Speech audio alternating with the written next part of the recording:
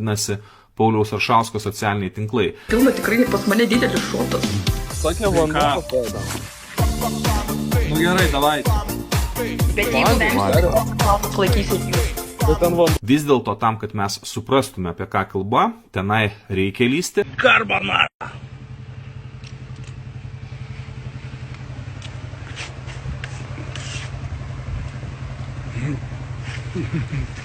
Tenai reikia pasižiūrėti, kas vyksta, juo labiau Paulius Aršauskas yra viešas asmuo. Skrenu į Lietuvą. No, it's for you, it's for you. Juo labiau Paulius Aršauskas yra asmuo, kuris apgaudinėja kitus asmenis ir be jokios abejonės visuomenė reikia apie tai informuoti. Nu jo, stiprus savaitgalis buvo. Bet žinot, ką supratau? Aš jau gal pusę metų svajoju negerti visiškai mėnesį arba pusę metų. Taigi